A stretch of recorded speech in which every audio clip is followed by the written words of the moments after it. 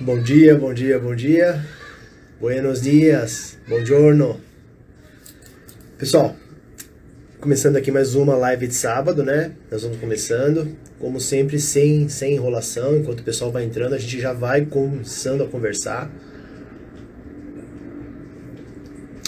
Para quem não puder ver agora, depois vai ficar no YouTube, né? Então a gente sempre coloca, no máximo amanhã já está lá no YouTube. A gente vai conversar então com vocês hoje sobre uso de antibióticos na endodontia, né?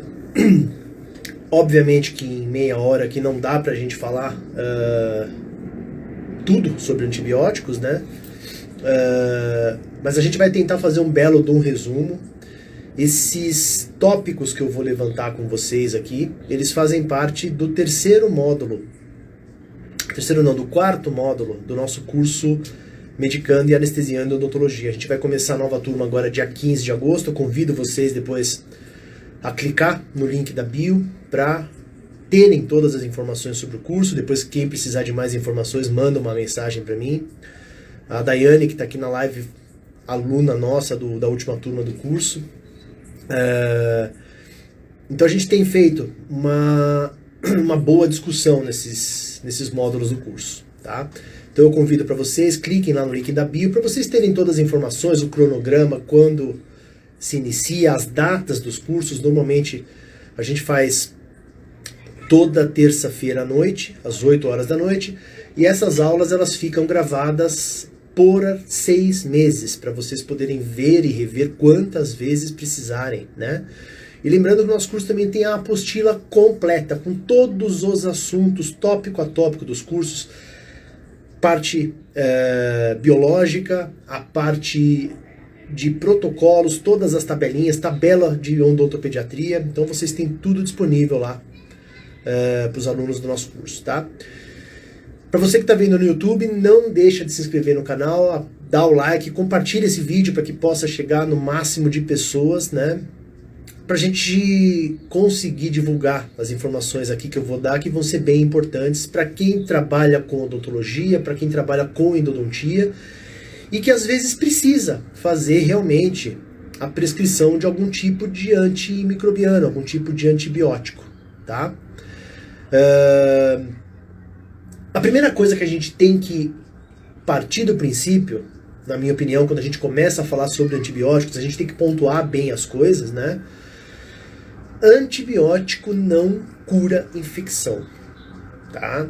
Esse é o primeiro ponto. Eu sei que é uma frase mais forte, que gera um pouquinho de desconforto quando a gente usa, né? Quando a gente escuta, né? Antibióticos não curam infecção. Toda infecção que a gente tem no nosso corpo, quem cura é o nosso sistema imunológico. Células de defesa, enfim, neutrófilos, macrófagos. Eles fagocitam esse corpo estranho, que são os micro-organismos, que são as bactérias, para que essas bactérias, esses micro-organismos, parem de desenvolver uma doença na gente, tá? Então, normalmente, no nosso corpo, a gente sabe que temos muito mais células bacterianas do que células nossas, né? Existem trabalhos que falam que a gente pode ter até 10 vezes mais bactérias no nosso corpo do que células nossas. E dentre esses 100 trilhões de células bactérias, de micro-organismos que nós temos presente no nosso corpo, nós temos micro-organismos na saliva, temos no intestino, temos em várias regiões do corpo, a gente tem bactéria. Para uma bactéria causar uma doença infecciosa, essa bactéria, que é patogênica, na maioria das vezes ela tem que estar num número excessivo dentro do nosso corpo. E quando a gente tem no nosso corpo trilhões de bactérias que são boas para nós, que funcionam auxiliando inúmeras funções do nosso corpo, né? Essas bactérias patogênicas, elas têm dificuldade em se reproduzir. Você não tem espaço para o crescimento bacteriano de bactérias patogênicas. Quando ocorre um desequilíbrio, por algum motivo, o número de bactérias patogênicas começa a ficar relativamente alto no nosso organismo, a gente começa a apresentar uma doença infecciosa. Muitas vezes essa doença ela pode apresentar alguns sintomas pra gente, né? Se a gente for pensar em relação à cavidade oral, um abscesso, por exemplo, eu vou ter um edema, eu posso ter dor nesse abscesso, né? Eu vou ter um acúmulo excessivo de pus na região afetada, né? São sinais que o nosso organismo mostra pra gente que eu tenho uma doença infecciosa. Esse é o primeiro ponto. Segundo ponto. Na maioria das vezes, na enorme maioria das vezes, obviamente que partindo do princípio que o meu sistema imunológico esteja atuando corretamente, eu não vou entrar aqui hoje, não é o objetivo aqui desse nosso bate-papo, entrar em pacientes com algum tipo de problema sistêmico, pacientes com algum tipo de necessidade de um acompanhamento mais cuidadoso. Vamos partir do ponto que o nosso paciente hoje ele é sistemicamente não comprometido. Tá? É aquele asa 1 que a gente gosta de falar quando a gente dá aula, né? O asa 1 é aquele paciente que, de preferência, não esteja tomando nenhum medicamento, paciente que não apresenta nenhum tipo de problema sistêmico, paciente que não tem nenhuma deficiência imunológica, de preferência um paciente jovem, né? Onde o sistema imunológico esteja atuando corretamente. Então, no nosso paciente sistemicamente não comprometido, do ponto de vista sistêmico funcional, na grande parte das vezes, quando essas bactérias patogênicas começam a ter um aumento no seu número, o nosso sistema imunológico produz mais células de defesa, há um recrutamento dessas células de defesa trazidas pelo sangue no local da infecção, e essas células de defesa conseguem tomar conta dessa infecção. Conseguem fagocitar esse número excedente de micro-organismos patogênicos, automaticamente a densidade microbiana do local infectado vai caindo até essa infecção ser curada. Esse é o processo normal do nosso organismo, tá? Em algumas situações, por algum motivo, o nosso sistema imunológico ele fica incapacitado de controlar essa infecção. Se essas bactérias patogênicas elas começam a se multiplicar, e a gente sabe que a bactéria ela se divide por mitose, né? Uma bactéria vão gerar duas bactérias vão gerar quatro vão gerar 8. Então eu tenho um crescimento exponencial do número de bactérias patogênicas no nosso organismo. Em algumas situações, o número de micro-organismos patogênicos é tão alto que o nosso organismo ele fica incapacitado de recrutar células de defesa num volume alto também, a ponto de eliminar essa infecção, a ponto de controlar essa infecção. Quando esse número de micro-organismos suplanta o número de células de defesa que o meu organismo é capaz de recrutar, aí sim eu preciso de ajuda de um antimicrobiano, de um antibiótico.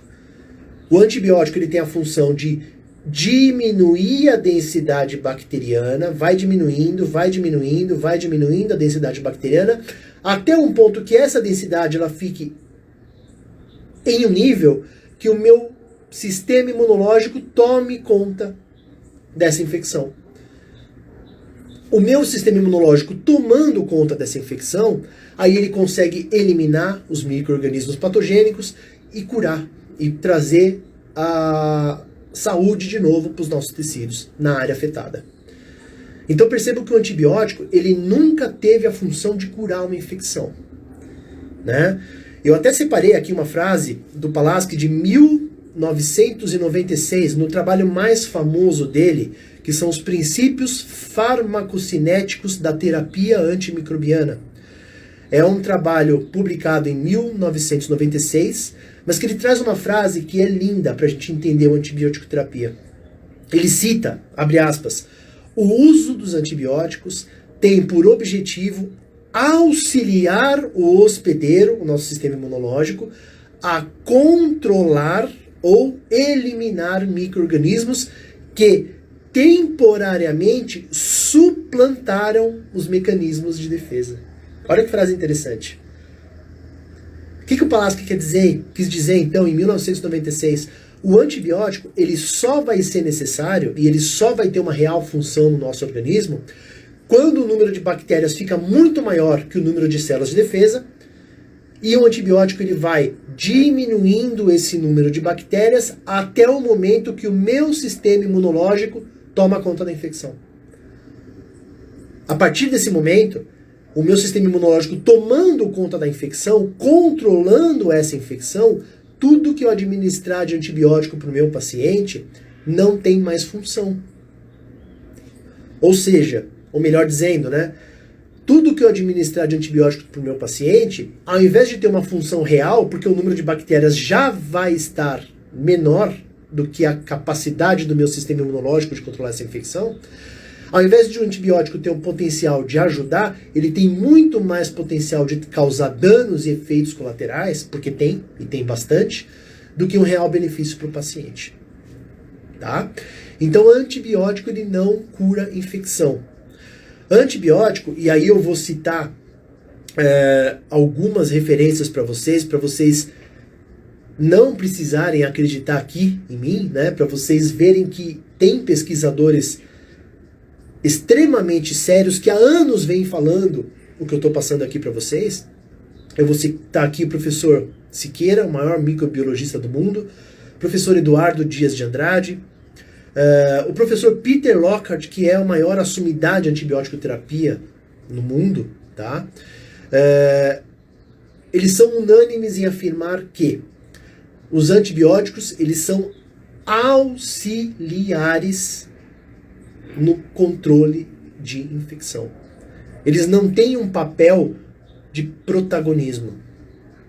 O protagonista é o nosso sistema imunológico. Então o antibiótico ele vai ser um auxiliar somente quando o meu sistema imunológico não dá conta do recado. Aí eu preciso do antibiótico terapia, diminuindo a carga bacteriana para o meu sistema imunológico, enfim, controlar essa infecção com dois objetivos. Primeiro, impedir a disseminação dessa infecção para outros sítios do organismo. Segundo, eliminar os micro-organismos patogênicos. Ok? E para a gente saber, ou para a gente pelo menos ter uma direção de como agir clinicamente, que eu acho que é isso que interessa, né? Quando a gente vai falar em qualquer tipo de aula ou de bate-papo que eu tento trazer aqui para vocês, o objetivo é sempre passar isso o máximo para a clínica.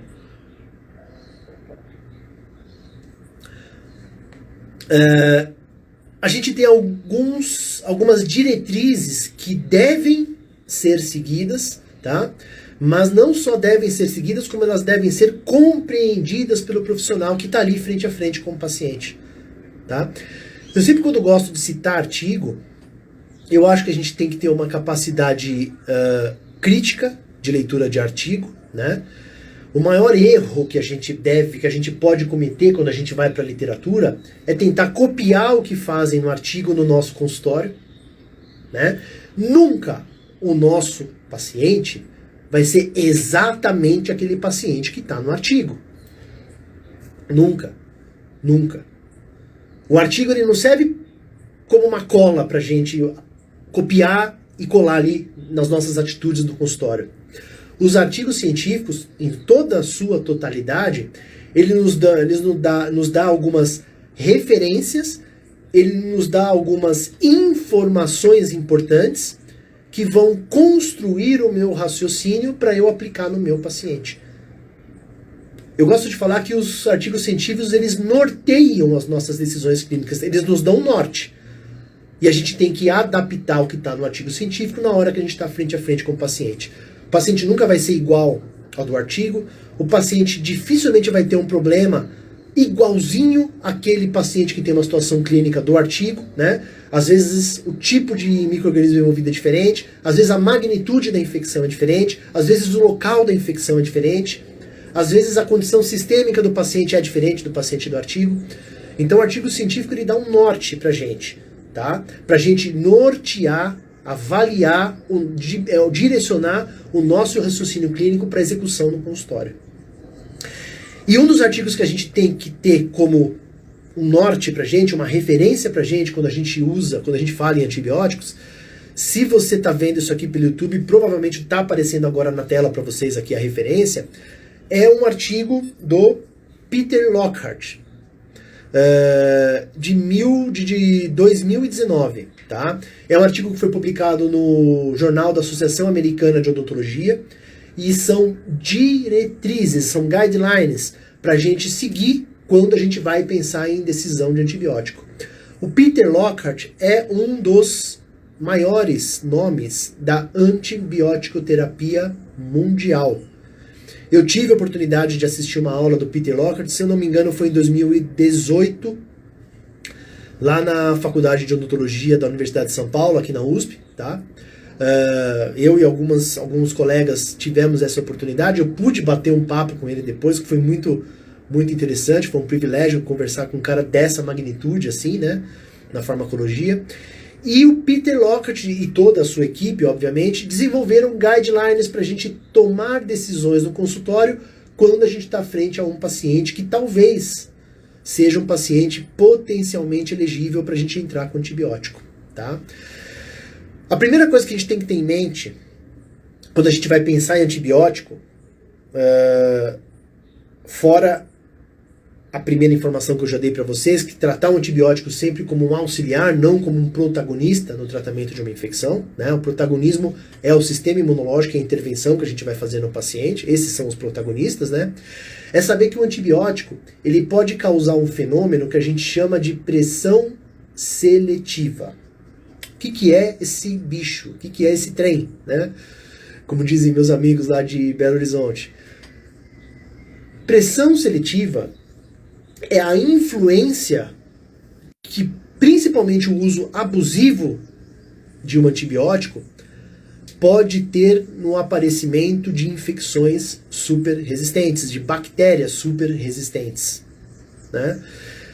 Para a gente entender de uma forma clara, normalmente no curso eu falo mais de meia hora sobre pressão seletiva, mostro artigos do mundo todo exemplificando e fica fácil de entender, mas para a gente poder otimizar esse nosso bate-papo, essa live, e falar para vocês o que é uma pressão seletiva, é basicamente quando o uso abusivo de antibiótico ele pode levar a uma infecção que seja resistente a esse mesmo antibiótico.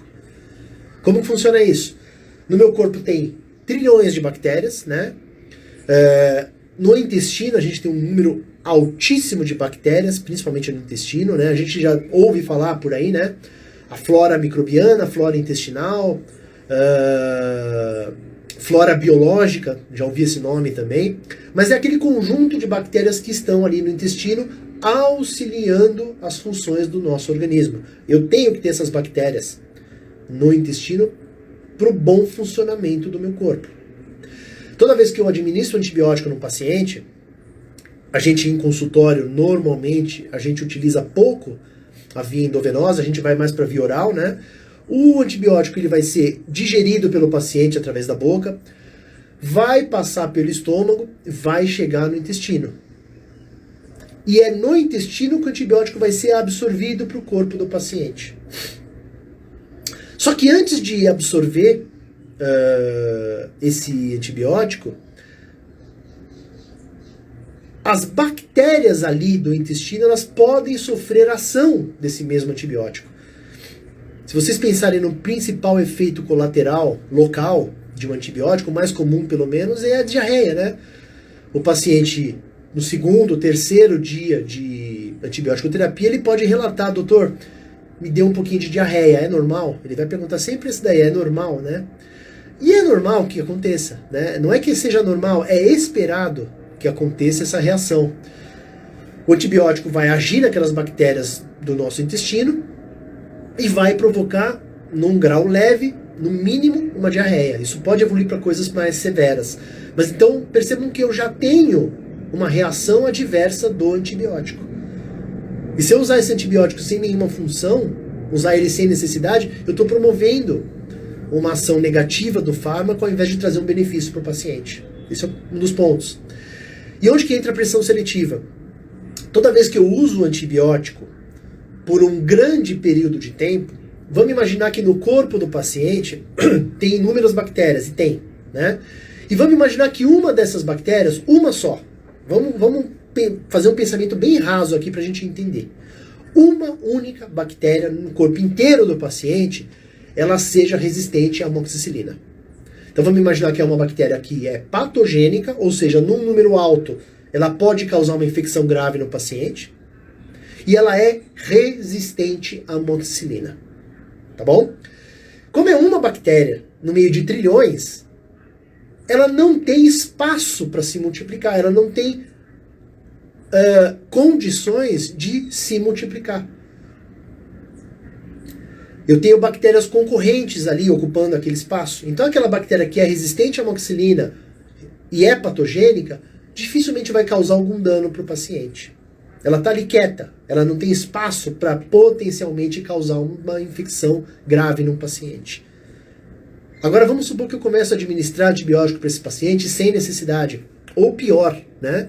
O paciente começa a se automedicar sem necessidade. A gente sabe, e tem inúmeros artigos aqui, eu tenho aqui no meu computador, eu juro para vocês, mais de 50 artigos mostrando que antibiótico não tem nenhuma efetividade em relação à dor, é zero. Antibiótico não diminui dor, não é essa a função do antibiótico. Mas o paciente que às vezes é leigo, muitas vezes é leigo, ele vai tomar um antibiótico para dor de cabeça, por exemplo. Quantas vezes eu ouço o paciente falar: doutor, eu estava até com um pouquinho de dor de cabeça, porque eu fiquei preocupado de ir no consultório, aí eu tomei um antibiótico, a dor de cabeça. E pior que eles falam que a dor de cabeça passa, né? A dor de cabeça passou. O paciente ele não tem a obrigação de saber que aquele medicamento não vai funcionar, né? A gente tem até mecanismos para evitar essa automedicação, né? Hoje em dia o antibiótico ele é comprado somente com a receita retida pela farmácia, né? Mas muitos pacientes dão um jeito de conseguir esse antibiótico sem a necessidade de receita. Eles dão um jeito, tá? E às vezes o paciente se automedica com aquela amoxicilina, né? E outras vezes um próprio dentista faz uso incorreto e abusivo do antibiótico. E eu começo, esse antibiótico, essa amoxicilina que eu dei sem necessidade para o meu paciente, começa a matar um monte de bactérias que fazem parte do corpo do paciente. Então eu tenho uma alteração da flora intestinal, eu tenho uma alteração da flora microbiana do paciente como um todo, né? Aonde eu tenho bactérias sensíveis à amoxicilina, eu tenho o potencial de causar morte celular dessas bactérias. Agora vocês imaginam aquela única bactériazinha que era patogênica e era resistente à amoxicilina, no meio de trilhões de bactérias, e essas trilhões de bactérias vão morrendo, porque elas são suscetíveis à amoxicilina. Bactérias boas pra gente vão sendo afetadas. Essa bactéria patogênica, resistente à amoxicilina, que não tinha espaço para se desenvolver, agora ela tem o campo livre. Ela não tem bactérias concorrentes para frear o crescimento dela. Então essa bactéria patogênica que ela estava em número de 1, ela vai gerar uma descendente, já vão ser 2. Essas 2 vão gerar mais 2, já vão ser 4, 8, 16, 32, 64 e assim por diante. Se ela não tem concorrência, essa bactéria patogênica que estava ali quietinho, sem incomodar o paciente, agora ela já está em número suficiente para causar uma infecção no paciente. E essa doença infecciosa, se a gente tentar tratar com a amoxicilina dessa vez, não vai ter efeito nenhum, porque essas bactérias, infelizmente, elas são resistentes à amoxicilina. Então percebam que como o meu uso abusivo de amoxicilina gerou um potencial para desenvolver uma doença infecciosa grave no paciente e que dificilmente eu vou conseguir controlar. Olha que perigo. E isso é a pressão seletiva. Essa pressão seletiva, segundo a literatura, ela pode ser causada pela dose incorreta do antibiótico, ela pode ser causada pelo tipo de antibiótico incorreto para aquela determinada infecção, mas principalmente ela é causada pelo número de dias excessivos que a gente prescreve esse antibiótico. Então a gente deve prescrever o antibiótico pelo mínimo de tempo possível. E a gente às vezes tem até uma ideia errada, né? Ah, Guilherme, eu tenho que prescrever por 7 dias, porque senão o paciente vai ficar resistente ao antibiótico. É exatamente o contrário. Quanto menos eu prescrever, quanto menos dias o paciente utilizar um antibiótico, muito menor a chance dele ter a pressão seletiva, muito menor a chance dele ter um risco de uma doença infecciosa resistente ao antibiótico. Tá? Então isso é a pressão seletiva, e é aí que mora o perigo. E é aí que mora o perigo. Toda vez que vocês escutarem aquela frase que eu canso de escutar, né, de colegas até, eu vou dar antibiótico para o paciente nesse caso, porque se não ajudar, mal também não vai fazer. Vai. Eu acho que essa frase é exatamente ao contrário, né?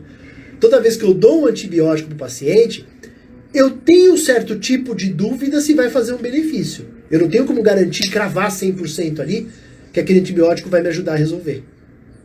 Mas eu tenho como cravar para vocês, eu tenho como ser assertivo para vocês, que algum tipo de dano aquele antibiótico vai causar nas bactérias presentes no nosso organismo, nas bactérias boas pra gente.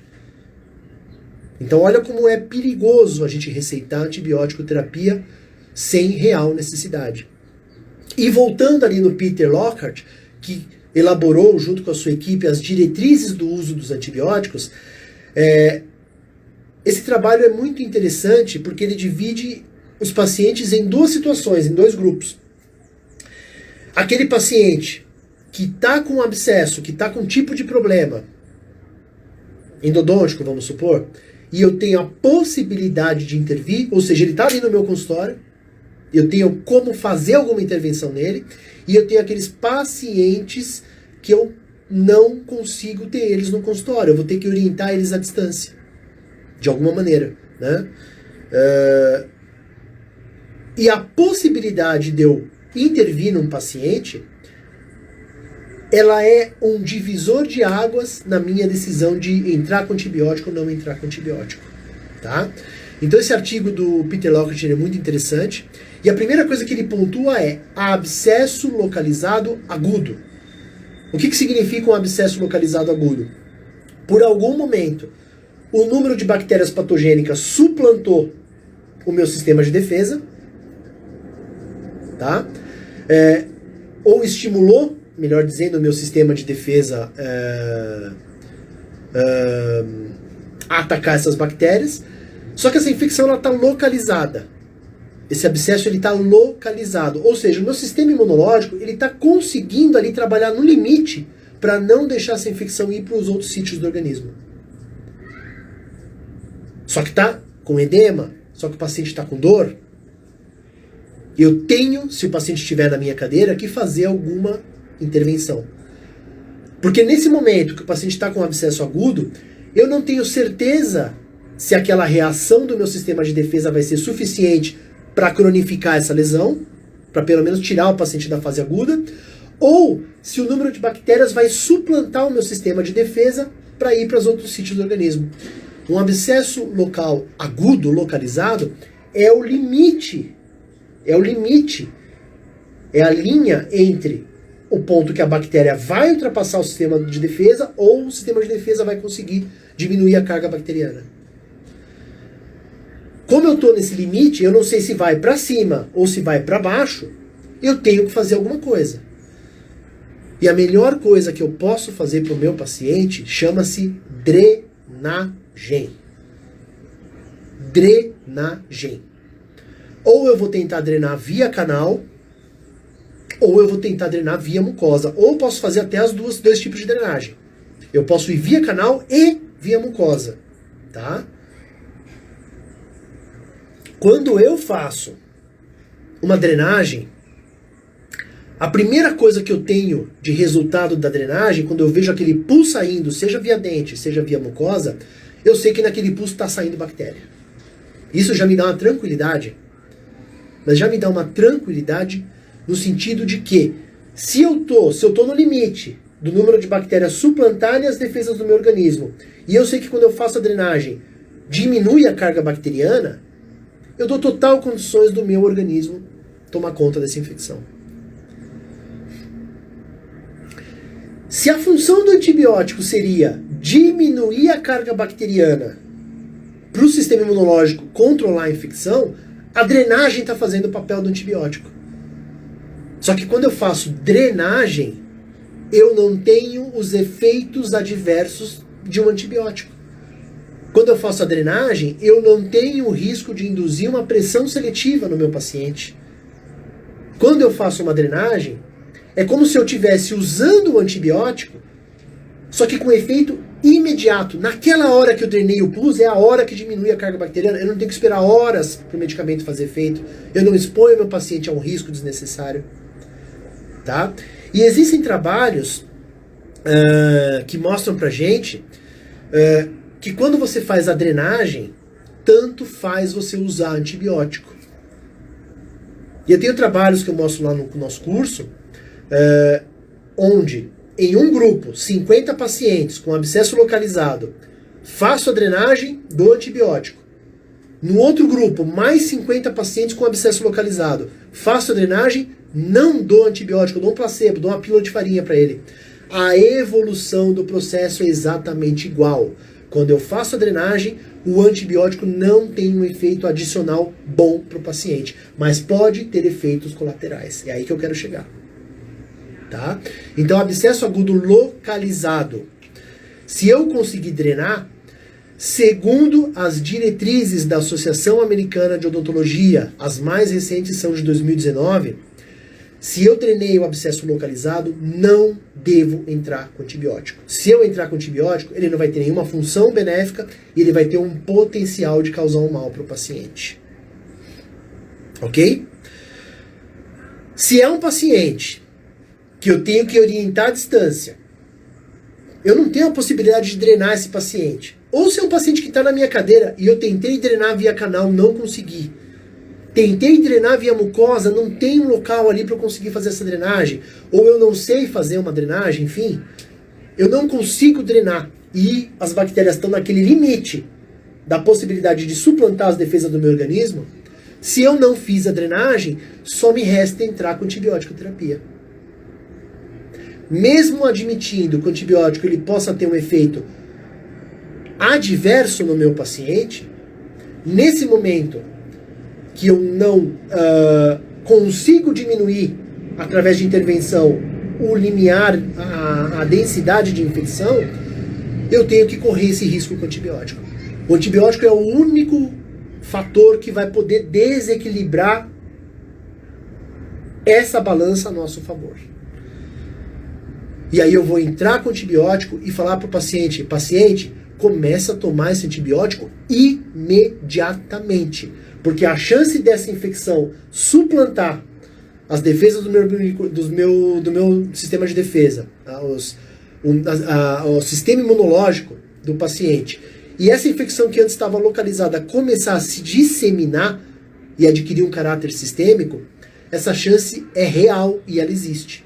Então eu tenho que entrar com esse antibiótico imediatamente. Tá? Agora, se o paciente já vem num estado onde ele já tem uma infecção que não está localizada, que eu já tenho sinais claros de envolvimento sistêmico, a infecção começou a subir aqui, o edema começou a se propagar em direção ao olho, o edema começou a se propagar em direção aqui ao ramo da mandíbula, o paciente está com trismo, está com dificuldade de abrir a boca, o paciente está com edema difuso, o paciente está com celulite, está com lábio inchado, o paciente está com febre, o paciente está indisposto, está com mal-estar. Independente de eu fazer a drenagem ou não, eu tenho que entrar com antibiótico. Porque todos esses sinais clínicos que eu falei para vocês são sinais que o meu organismo está dando que, nesse momento, as bactérias já suplantaram o sistema de defesa. Nesse momento, as bactérias já estão no número excessivamente alto, onde talvez só a drenagem não seja suficiente para eu controlar essa infecção. Então, nesse momento, se eu puder fazer a drenagem, ótimo. Se eu não puder fazer, antibiótico terapia. Mesmo que eu faça a drenagem, abscesso com caráter difuso, obrigatoriamente eu tenho que entrar com antibiótico terapia. Não tenha dúvidas. Eu corro o risco dos efeitos adversos, porque o grau de potencial que essa infecção pode causar no meu paciente, se ela já está se disseminando, eu tenho que impedir que essa infecção continue correndo o risco de ir para os outros sítios do organismo. Então eu tenho que entrar com antibiótico terapia imediatamente, e nesse tipo de situação eu oriento vocês a referenciarem o paciente para o atendimento hospitalar. Na hora. Não corram risco. Infecção de caráter sistêmico, ela deixa de ser só um procedimento odontológico. Ela passa a ser um problema também médico. Então, além de fazer a nossa parte, a gente tem que referenciar esse paciente para o atendimento hospitalar. Tá? E quando eu preciso usar antibiótico, a primeira opção ainda é a amoxicilina, mesmo muita gente falando que a amoxicilina não serve para nada. Em 90% das situações, 95% das situações, ela vai ser efetiva, sim. Normalmente o perfil microbiano das infecções odontológicas, elas estão relacionadas com bactérias suscetíveis à amoxicilina. Tá? Então a recomendação da Associação Americana, amoxicilina 500 mg, sempre iniciar com dose de ataque, ou seja, na primeira vez que o paciente vai tomar a medicação, eu dou 2 cápsulas de uma vez só, já dou 1 grama, que é, como eu sei que o número de bactérias está alto, e eu preciso de uma quantidade de moléculas de antibiótico também alta para iniciar o combate dessa infecção, a primeira dose ela é dobrada, para já elevar o nível sanguíneo do antibiótico de uma vez só. E aí o paciente com o nível sanguíneo do antibiótico já alto, a cada 8 horas eu vou fazendo a dose de manutenção, 500 mg a cada 8 horas. Tá? Duração da antibiótico terapia, de 3 a 5 dias. Por quê? Imagine que o antibiótico ele está num... Se eu precisei usar um antibiótico, eu sei que o número de bactérias está mais alto do que o sistema imunológico. E normalmente de 3 a 5 dias, se o antibiótico estiver tendo uma efetividade, esse número de bactérias ele vai caindo. Do 3º para o 5º dia, eu já tenho como assegurar para vocês que ele vai estar menor do que a capacidade do meu organismo de controlar essa infecção. E como que a gente vai perceber que está na hora de parar o antibiótico? Regressão dos sintomas do paciente. Aquele edema vai sumir, aquele inchaço do paciente vai sumir, e a hora que os sintomas somem totalmente, a literatura recomenda que a gente continue a antibiótico terapia por somente mais 24 horas e cesse. E pare. Porque nesse momento, onde o número de bactérias está abaixo do sistema imunológico, da capacidade do sistema imunológico em combater a infecção, tudo que eu der de antibiótico a mais, eu tenho o potencial de prejudicar meu paciente. Sem nenhuma função real do antibiótico.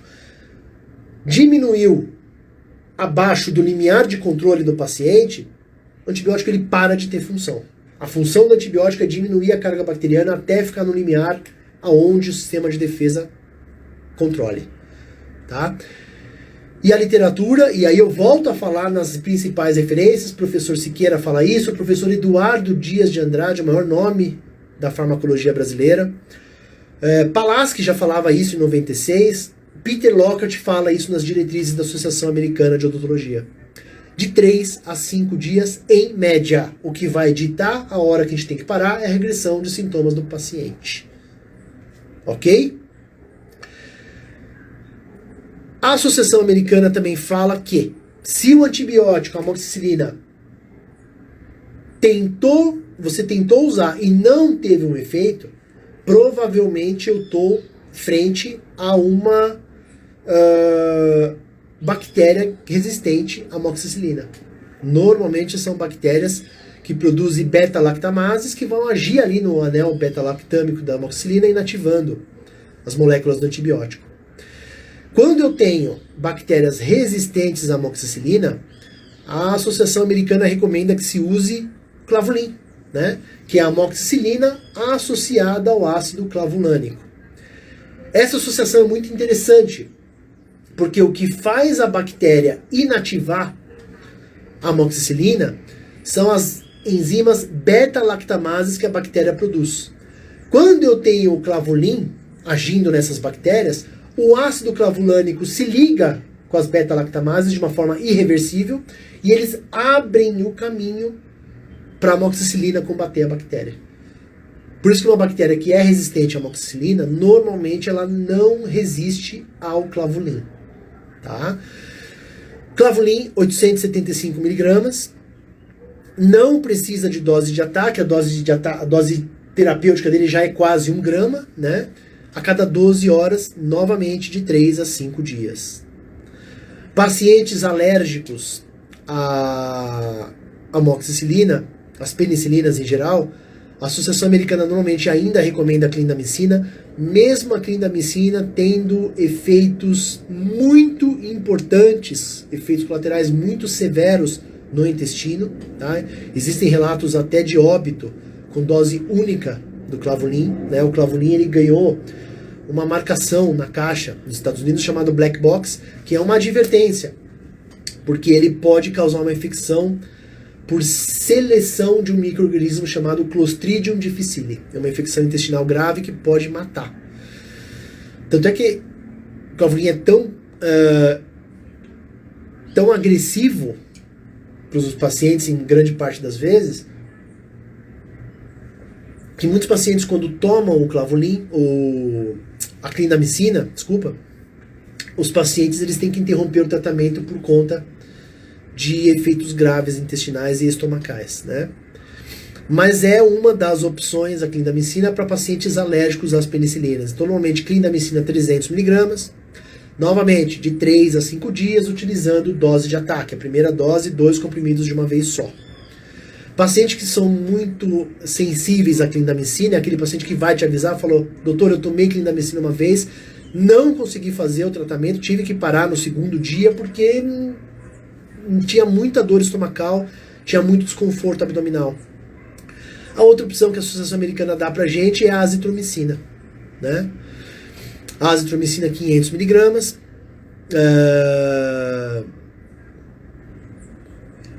Doutora Vivian, consultório da doutora Vivian perguntando aqui quando que eu devo optar pela associação com clavulanato, né? Acho que tá respondido, né, Vivian? Não sei se você tá aqui na live ainda. Normalmente quando a amoxicilina não faz o efeito, tá? Aí o clavulin ele vai agir melhor que a amoxicilina. Outra opção para pacientes alérgicos às penicilinas é a azitromicina. A azitromicina 500 mg, não precisa de dose de ataque, né? Nos Estados Unidos eles recomendam até 250 mg, né? Lá eles têm essa formulação. Aqui a gente tem de 500, então a gente vai de 500 mesmo. Também de 3 a 5 dias. Ok, pessoal? Então isso, a gente já ficou 40 minutos aqui, tá ótimo, né? Para um sábado de manhã, né? Onde a gente está tomando o nosso cafezinho aqui junto com vocês. Eu acho que eu consegui, pelo menos abordar. Deixa eu só ter José C, deve ser José Carlos Davi. Ele está perguntando se a cefalexina é uma boa opção para alérgicos à amoxicilina. Em parte. José Carlos, o que a Associação Americana, eu não falei aqui para vocês, mas o que a Associação Americana recomenda? Ela cita a cefalexina, que é o Keflex, né? Se o paciente for realmente alérgico à amoxicilina, provavelmente ele também vai ser alérgico à cefalexina, ou ele tem uma grande chance de ser alérgico à cefalexina. É um risco, tá? Mas existem pacientes que eles não são alérgicos à amoxicilina, mas eles são intolerantes. Né? É aquele paciente que fala, doutor, quando eu tomo amoxicilina eu não tenho reação alérgica, mas eu começo a vomitar muito. Eu começo a ter muita diarreia, começo a ter muita dor estomacal. Aí, nesses casos, a cefalexina ela pode ser uma opção bastante interessante, o Keflex, tá? 500 mg, dose de ataque de 1 grama. Lembrar que o Keflex é de 6 em 6 horas, tá? De 3 a 5 dias também. Mas a cefalexina ela pode ser uma opção, tá, Zé Carlos? Porém, em pacientes intolerantes à amoxicilina, tá? Pacientes alérgicos às penicilinas mesmo, é um risco enorme você usar a cefalexina. Não recomendaria não, tá? Então hoje foi uma abordagem rápida sobre antibióticos, né? No nosso curso, esse assunto ele faz parte do 3º módulo, né? O curso se inicia dia 15 de agosto. Eu convido vocês a pelo menos conhecer o nosso cronograma lá. Vai aqui no Instagram, clica ali no link da bio. Não paga nada para clicar no link, tá? Depois, se vocês acharem que vale a pena fazer o curso, vai ser uma honra ter vocês com a gente. É um valor bastante acessível, tá? A gente divide até em 12 vezes, a plataforma divide em 12 vezes. Pessoal, ontem eu fui no cinema, levei meus filhos no cinema. Dá menos que um cinema por mês. Se eu não fosse no cinema ontem, e é o que eu fui com os meus filhos, mas se eu fosse sozinho no cinema ontem, o dinheiro que eu gastei ali no cinema só comigo já daria para pagar uma parcela do curso se eu dividir em 12 vezes. E é um conhecimento que vocês vão levar para a vida. Eu sempre falo isso, né? Se você faz um curso para aprender uma técnica, você não sabe se daqui 5, 6 anos vai estar usando aquela mesma técnica. O que eu aprendi na minha especialização, as técnicas, é totalmente diferente do que eu uso hoje no consultório, né? A gente tem que ir se atualizando. Então, quando você vai estudar, fazer um curso para aprender a usar um material novo, uma lima nova, uma técnica nova, um instrumento novo, você não sabe se daqui 5, 10 anos você vai estar usando aquele mesmo material. Mas o conhecimento de farmacologia é para a vida. Você vai fazer um curso só na sua vida. Se você aproveitar bem esse curso, você vai levar esse conhecimento para a vida, independente da especialidade que você pratique no seu consultório. Tá? Então eu acho que é um investimento que vale bastante a pena. O José Carlos, aguardando o início do curso completo em agosto. É um prazer ter você com a gente, José Carlos. Se você não fez inscrição, faz inscrição lá. A gente sempre está com as portas abertas para receber vocês. Lembrando que no curso a gente tem uma apostila completa com todos os protocolos. A apostila tem quase 100 páginas, não é uma coisinha à toa, não. É um livro mesmo, online, né? Que a gente disponibiliza somente para os alunos. Se você está vendo esse material aqui no YouTube e você não tem a nossa amostra grátis dessa apostila, eu disponibilizei o capítulo de antibióticos, inclusive, para todo mundo. Manda um direct para mim, manda um WhatsApp para mim, eu dou para vocês o capítulo sem compromisso nenhum financeiro, tá? Para vocês terem uma amostra do nosso material ali do curso, tá? A gente tem um grupo exclusivo para ex-alunos do curso, então a gente tem o grupo de ex-alunos, onde as discussões ali são diárias. Claro que com a minha participação, eu faço questão de participar desse curso, porque eu gosto de conversar sobre isso, gosto de estar ali sempre junto, mas é muito satisfatório quando eu vejo uns alunos orientando os outros, baseados no que eles aprenderam no curso. Isso pra gente que dá o curso aqui é fantástico, é sensacional. E lembrando que esse curso nós temos as aulas que ficam disponíveis por 6 meses. Ah, Guilherme, eu assisti a aula na terça, eu estava com sono porque eu vim do consultório, eu queria rever. Vê no sábado, vê no domingo, vê de madrugada, vê todo momento que você quiser durante 6 meses. Se você quiser ver todo dia a aula, a mesma aula, até os 6 meses, você vai ver ali todo dia sem restrição nenhuma, tá bom? Pessoal, então eu vou ficando por aqui hoje. Vamos curtir agora o final de semana, né? Para quem está no consultório, bom trabalho. Espero que vocês já consigam aplicar pelo menos um pouco do que a gente conversou aqui. Para quem não está no consultório, para quem vai trabalhar só segunda, que vocês lembrem disso na hora de fazer aquela primeira prescrição para o paciente de vocês, né? E eu convido a vocês aqui a seguir o nosso canal do YouTube. Se você não é inscrito no canal do YouTube, clica na inscrição do canal, clica para ativar notificações, compartilhe esse vídeo com o maior número de pessoas que vocês conseguirem, tá? Quanto mais a gente divulgar isso, claro que se vocês vierem fazer o meu curso, vai ser uma satisfação enorme, vocês vão aprender 10 vezes mais do que na live, isso eu garanto para vocês, tá? Mas mesmo que vocês não estejam com a gente no curso, é muito legal a gente estar sempre fazendo esse bate-papo com vocês aqui, tá bom? Sábado que vem a gente se vê de novo. Amanhã, no máximo, esse vídeo já vai estar ali no YouTube, vocês podem rever de novo tudo que eu passei de informação, e no YouTube é bom que eu ponha algumas fotos dos artigos para vocês irem depois atrás da literatura também. Tá bom, pessoal? Grande abraço, obrigado pro pessoal que esteve aqui com a gente. Anne Carol, doutora Andréa, José Carlos, Edu no começo, nosso ex-aluno de especialização lá da PCD, quando eu dava aula ali na PCD Central, equipe de sessão única, professor Ruiz Atugo. Quem mais estava aqui com a gente? Ó? Doutora Vivian, Carol lá da Zona Norte, doutora Ingrid Joyce, Jader, meu amigo Jader, que eu conheci lá na Uninove, quando eu fui fazer uma palestra lá, Camila, Patrícia, Cris, enfim. Pessoal, Vou ficando por aqui então. Grande abraço. Sábado que vem a gente está de volta, 10 horas da manhã. Valeu, pessoal.